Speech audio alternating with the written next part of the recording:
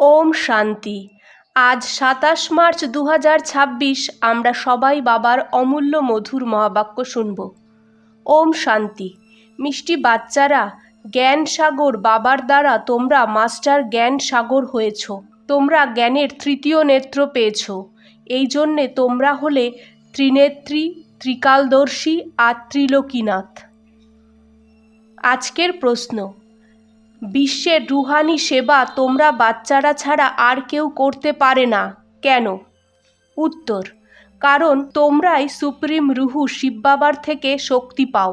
প্রথমে তোমরা আত্মারা সুপ্রিম রুহু দ্বারা জ্ঞানের ইঞ্জেকশন লাগাও, যার থেকে তোমরা 5 বিকারের ওপর নিজে বিজয় প্রাপ্ত করো আর অন্যদেরও করাও।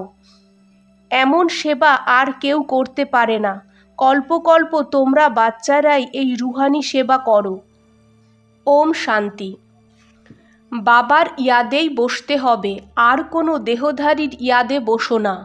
নতুন নতুন যারা আসে বাবাকে তো জানেই না। ওনার নাম তো খুব সোজা, শিব বাবা। বাবাকে বাচ্চারা জানে না। কত ওয়ান্ডার!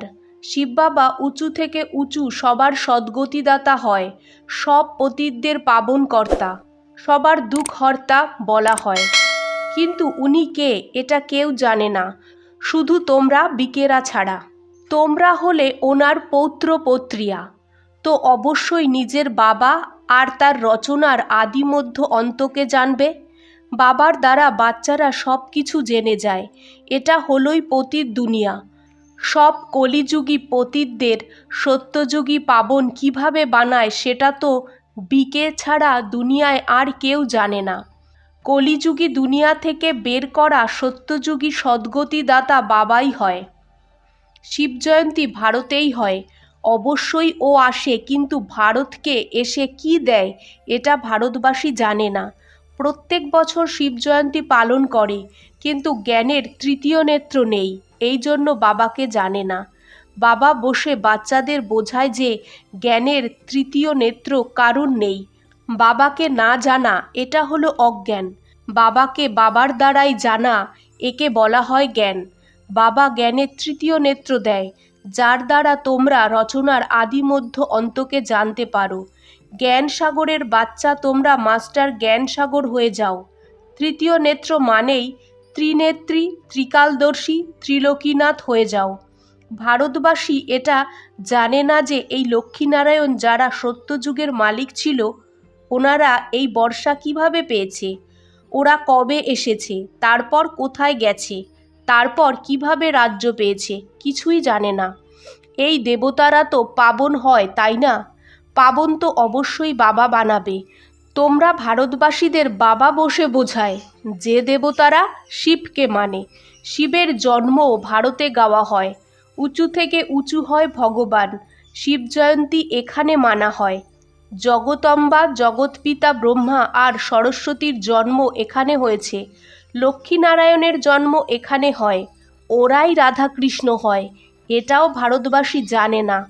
বলে যে পতিত পাবন এসো, তো অবশ্যই সবাই পতিত হয়। সাধু সন্ত ঋষিমুনি সবাই ডাকে যে আমাকে পাবন বানানোর জন্য এসো।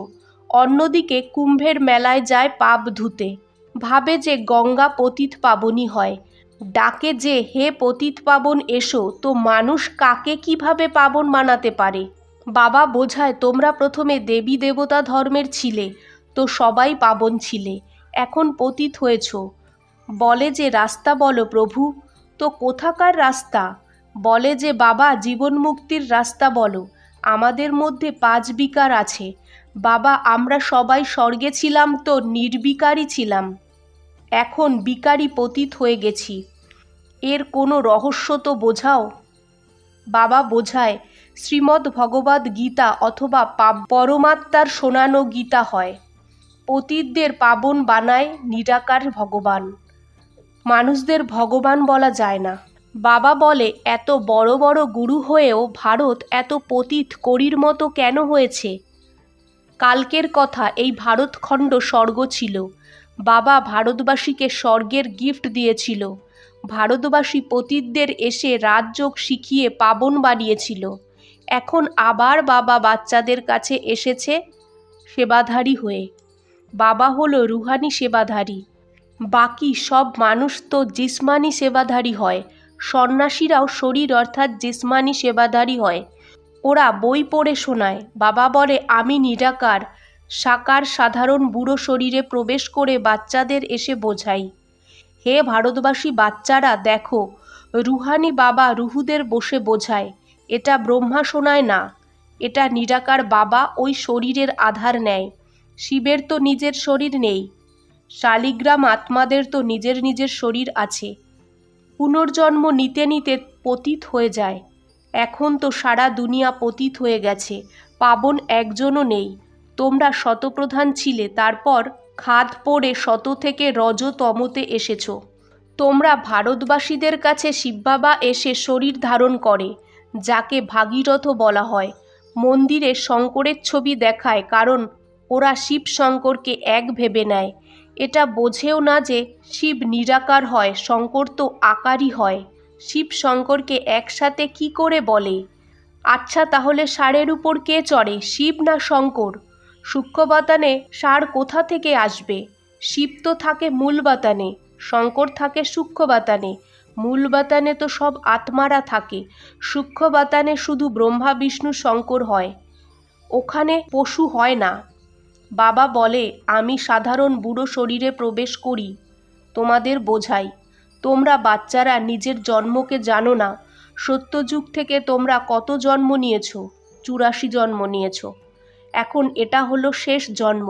ভারত যেটা অমরলোক পাবন ছিল, ওটা এখন মৃত্যুলোক পতিত হয়েছে। সবার সদ্গতিদাতা তো একজনই হয়, তাই না? রুদ্রমালা হয় পরমপিতা পরমাত্মা নিরাকার শিবের। শ্রী শ্রী 108 রুদ্রমালা বলা হয়।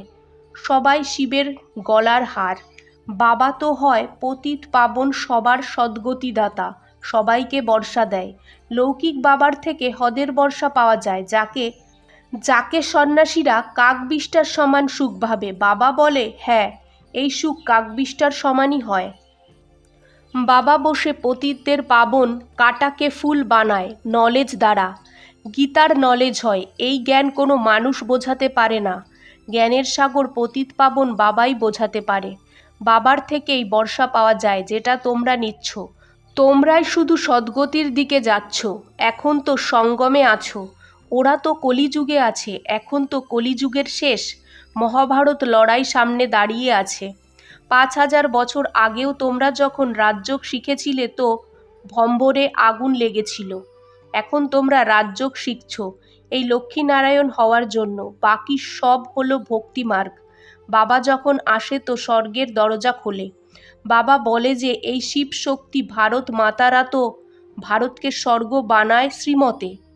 তোমরা হলে শিব শক্তি ভারত মাতারা, যারা পুরো বিশ্বকে স্বর্গ বানাচ্ছ। তোমরা হলেই শিবের বাচ্চা, যাকে মনে করো। শিব থেকে শক্তি নিয়ে 5 বিকার রূপী শত্রুদের উপর জিত পাও। তোমরা বাচ্চারা 5000 বছর প্রথমেও ভারতকে রুহানি সেবা করেছিলে। এটা হলো রুহানি সেবা। সুপ্রিম রুহু এসে আত্মাদের ইঞ্জেকশন লাগায়, অর্থাৎ পড়ায়। আত্মাই শোনে, তোমরা হলে আত্মা। তোমরাই 84 জন্ম নাও, একটা শরীর ছেড়ে আর একটা শরীর নাও। 84 জন্মে 84 মা বাবা বানিয়েছ। সত্যযুগ ত্রেতায় তোমরা স্বর্গের সুখ পেয়েছ।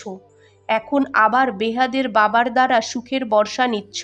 এই ভারতখণ্ডেই লক্ষ্মীনারায়ণের রাজ্য ছিল, এখানে দৈত্য ছিল না। তোমরা জানো এখন এই পুরনো দুনিয়ায় আগুন লাগবে। আমি এসে জ্ঞানযজ্ঞ রচনা করি, তোমরা সব পবিত্র দেবতা হও। 1000 বছর আগে যারা দেবতা হওয়ার পুরুষার্থ করেছে। বাবা এসেছে বাচ্চাদের সদ্গতি করতে। বাচ্চাদের কাটা থেকে ফুল বানাচ্ছে। তোমাদের জ্ঞানের তৃতীয় নেত্র দিয়েছি, যা থেকে তোমরা সারা ড্রামাকে, শিববাবার কী পার্ট আছে সব জানো। ব্রহ্মা আর বিষ্ণুর কানেকশন কি এটাও জানো। বিষ্ণু থেকে ব্রহ্মা হতে 5000 বছর লেগেছে, এটা তোমাদের জ্ঞান আছে। তোমরা ব্রাহ্মণদের নাভি কমল থেকে বিষ্ণুপুরী প্রকট হচ্ছে। ওরা তো চিত্র বানিয়ে দেয় যে বিষ্ণুর নাভি থেকে ব্রহ্মা বেরিয়েছে, তারপর সব বেদ শাস্ত্রের সার শুনিয়েছে। এখন তোমরা ব্রহ্মা দ্বারা সারা সার বুঝতে পারো। বাবা বলে মুখ্য ধর্মশাস্ত্র হলো 4টে। প্রথম দৈবী ধর্মের শাস্ত্র হলো গীতা। গীতা কে গেয়েছে? শিব বাবা। জ্ঞান সাগর, পতিত পাবন, সুখের সাগর শিব বাবাই হয়। ওই বসে ভারতকে স্বর্গ বানিয়েছে, না কোনো কৃষ্ণ। শ্রীকৃষ্ণ তো আমার দ্বারা জ্ঞান শুনে তারপর শ্রীকৃষ্ণ হয়েছে। তো এটা গুপ্ত কথা হয়, তাই না? নতুন নতুন বাচ্চারা এই কথাকে বুঝতে পারবে না। শিব বাবা স্বর্গের স্থাপনা করেছে, তাতে এই লক্ষ্মীনারায়ণ রাজ্য করত। এখন তোমরা মানুষ থেকে দেবতা হচ্ছ। বাবা বলে যে এই মৃত্যুলোক দুগ্ধামে তোমাদের শেষ জন্ম। ভারত অমরলোক ছিল, এখানে দুঃখের নাম ছিল না। ভারত পরিস্থান ছিল, এখন কবরস্থান হয়েছে, আবার পরিস্থান হবে। এটা সব বোঝার ব্যাপার। এটা হলো মানুষ থেকে দেবতা হওয়ার পাঠশালা। এটা কোনো সন্ন্যাসীদের সৎসঙ্গ নয় যেখানে শাস্ত্র বসে শোনানো হবে। এই সব কথা নতুন কেউ বুঝবে না যতক্ষণ না 7 দিনের কোর্স করবে। বাবা এসে সত্যখণ্ড বানায়, আধা কল্পের পরে রাবণ এসে মিথ্যাখণ্ড বানায়। এখন হলো সঙ্গম। এটা সব বোঝার কথা। আচ্ছা, মিষ্টি মিষ্টি সিকিলাদে বাচ্চাদের প্রতি মাতপিতা বাপদাদার গুড মর্নিং। আজকের ধারণা 1, বাবার শ্রীমতে চলে সত্যি সত্যি রুহানি সেবা করতে হবে।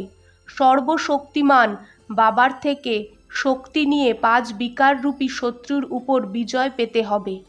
2, মানুষ থেকে দেবতা হওয়ার জন্য পবিত্র অবশ্যই হতে হবে। নলেজকে ধারণ করে কাঁটা থেকে ফুল হতে হবে আর বানাতে হবে। আজকের বাপদাদার মধুর বরদান। বিনাশের সময়ে পেপারে পাশ হওয়া বাচ্চারা আকারী লাইট রূপধারী ভব। বিনাশের সময় পেপারে পাশ হওয়া বা সব পরিস্থিতির সামনা করার জন্য আকারী লাইট রূপধারী হও। যখন চলতে ফিরতে লাইট হাউস হয়ে যাবে তো তোমাদের এই রূপ, এই শরীর দেখা যাবে না। যেমন পার্ট বাজানোর সময় চোলা ধারণ করো, কাজ শেষ হলে চোলা খুলে ফেলো। 1 সেকেন্ডে ধারণ করো, 1 সেকেন্ডে ন্যাড়া হয়ে যাও। যখন এই অভ্যাস হবে তখন যারা দেখবে তারা অনুভব করবে যে এরা হলো লাইটের বস্ত্রধারী, লাইট এদের শৃঙ্গার।